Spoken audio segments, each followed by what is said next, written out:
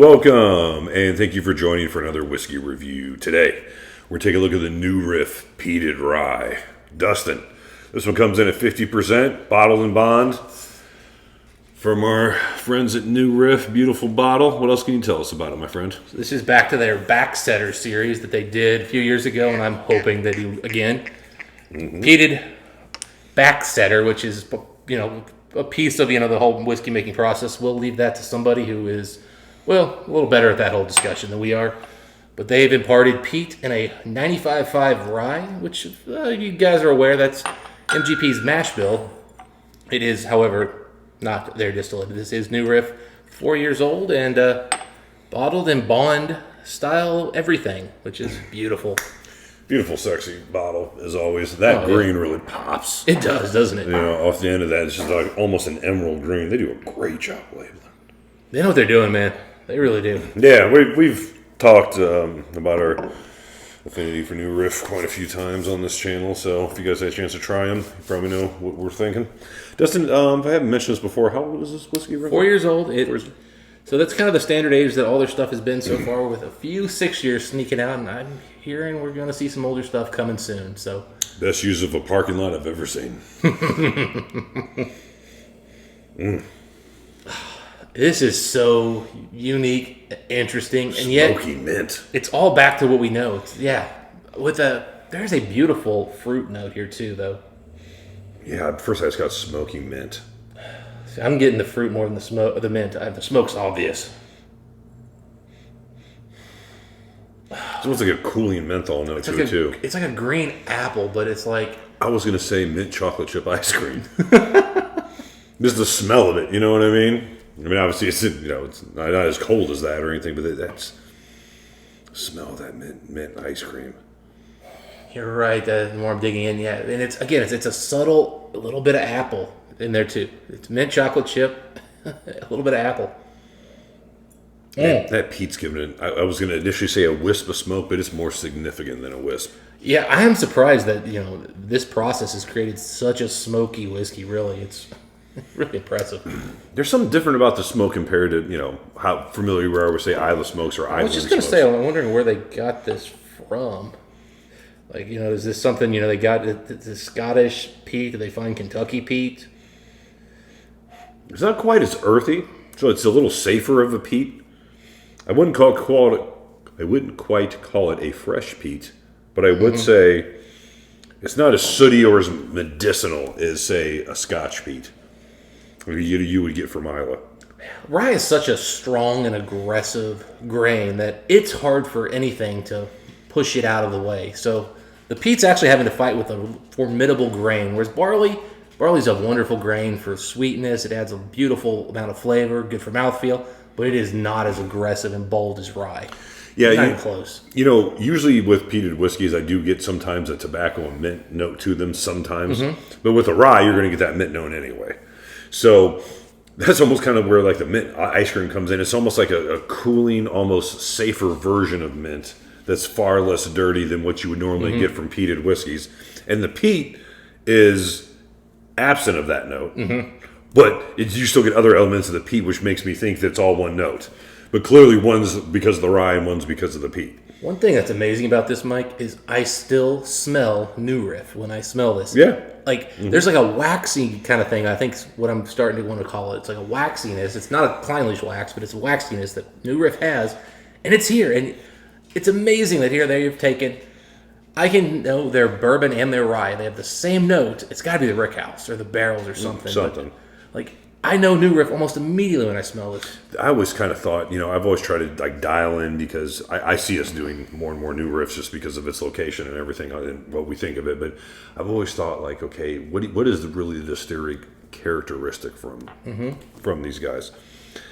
And I've been kind of going back and forth with it, but it's almost like Kleinlich meets an Irish whiskey. Yeah. It's not quite as waxy as, say, a Kleinlich, but there's that heft to it.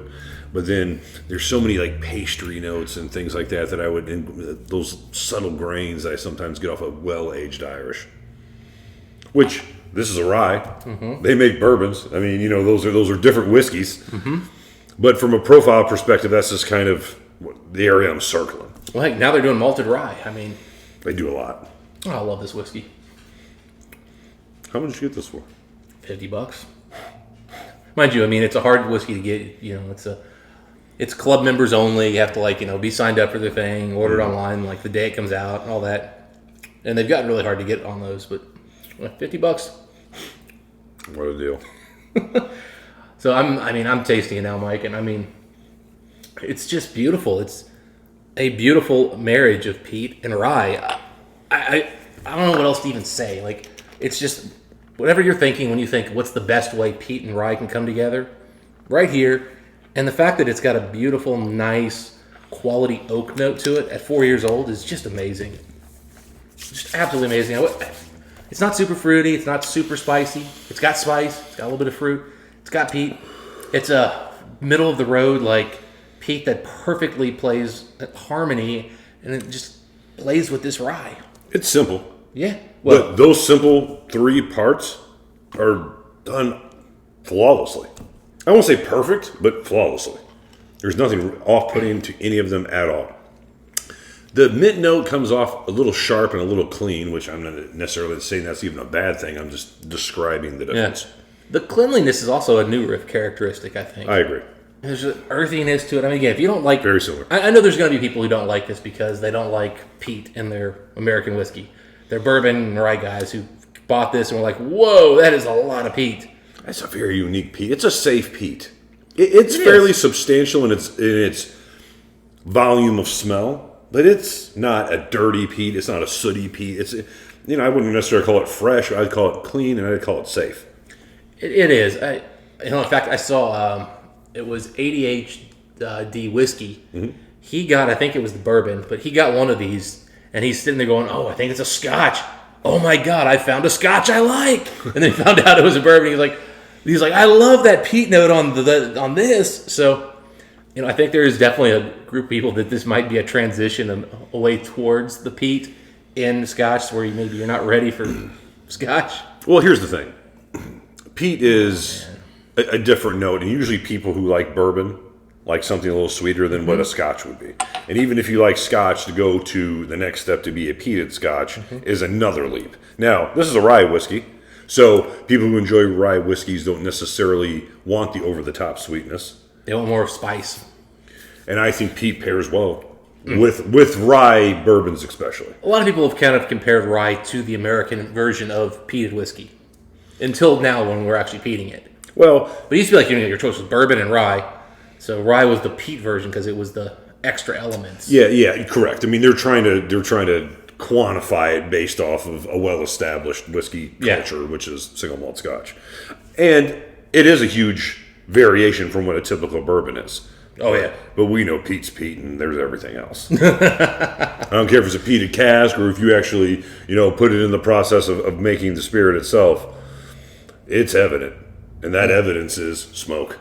I will say water did bring out a lot more sweetness here. And dude, I just don't understand. For the first time I had anything smoky, I just preferred it that way. I don't care if it was beef brisket compared to like roast beef, or if it was, Lagavulin compared to Glenlivet. I was just, wow, well, that's something far more suitable to my palate. I grew up, camping when I was adds young. Another level, like that. adds another layer. It just adds something. Yeah, I'm a guy. If you like it, you're right. There's a very earthy, woodsy element to it, like an outdoor element to it that I've always been so attracted to. It reminds you of hiking, on a cool day. Exactly. When you're gonna stop, maybe make some hot dogs. Yeah, it's September, October, November, that type of beautiful time to be outside. Right. Beautiful time. The bugs are gone. It's not. It's cooling. Beautiful. Yeah, just dress for it, and you know what I mean. Start a fire. Man, I like this whiskey. Which is pretty much what I would think of when I think of Scottish Islands. Dress for it and start a fire. But it gets that way here too in the States, you know what I mean? And I've always loved that time of weather. That fall is always my favorite time here. Remember that bar soap commercial where they were blasting like a horn and they were talking about fresh springs and everything and Irish Springs. Irish Springs, yeah. Mm-hmm.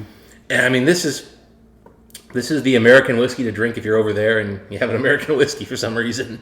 Yeah. God. The finish on this thing too, Mike, is just that peat just doesn't want to go away. It just stays with you. Peat's a linger.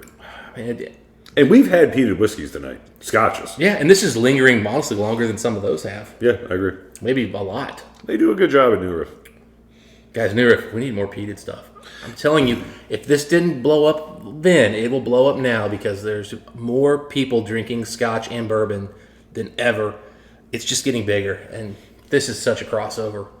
I'm sure they'll come back. They seem so capable as far as craftsmen. I've heard there's some 8-year-old bourbon that's been peated that's sitting in there, it's still in the barrels aging. Why wouldn't it be? I can't wait. I can't wait. All right, so we're here as far as the whiskey score on this one. We're always gushing about this distillery. I don't know what's getting into me right now, Mike, but I'm gonna give this a 90. I'm sorry, I can't think of anything I don't like, and I'm just blown away every time I drink this. I thought I was going to give it a About how long the finish is.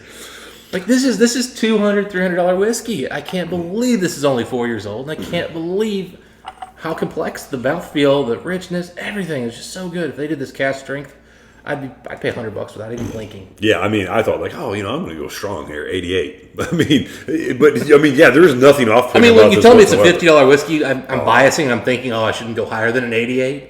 You're right. I'm sorry, it's just so good. I can't think of what's wrong. You're right. The price does, and I'm not really, the other way around. I'm not influenced by price. If I pay $800 for a bottle and it's, and you're willing to give it a low score, yeah, I'm willing to give it a low score. But there's something about a bottle that's $50 that makes me think, $50 and it's 4 years old. I'm like, well, I don't want to give it a high score, but I can't not. It's just this is so good. I will say it's at least an 88. I agree with that. Yeah, simple. I mean, that's my knock on it. It's pretty simple. But it doesn't necessarily, that isn't a bad thing. I don't think it's that simple. I mean, the complexity of all the spices that are going on here while they play with the peat. And I would like more ABV. I'd like more oil, more density here. I agree with that part. That's feels a little light. I mean, even with water, though, remember, you're drinking it with water now. It always felt that way. To me, it's not that light. Some of that's just kind of New Riff always kind of feels light because of the way they... Yeah. Like, you hit that waxy... They have an E.H. Taylor lighter feel to them. Yeah. Sort of. But again, that's their profile. That's what their stuff does. And, I mean, at cast strength, their stuff is not that high ABV. This probably didn't get proofed down much. This probably would have been 110, 115. You wouldn't call this an oily whiskey, though. No. You wouldn't call any part of it dense. I would say it's relatively dense for 50. Okay. I would not call it oily. With the caveat of 450. At 50, I think it's got good. I think it's denser than the ABV would imply. You're right, it's not oily. Because their whiskey doesn't come off oily. It comes off full, heavy, but not oily. It's not creamy. It's not soft. What are you looking at in 88 or 90? $50, that's a buy. Oh, yeah. As many as you can buy. If they bring these back at 70, who cares? Buy it. Yeah, absolutely. Anyway, those are our thoughts on the whiskey. If you guys get a chance to try this one, let us know what you guys think. Dustin, until next time, what do we wish the folks? Happy smoky drinking. We'll see you then.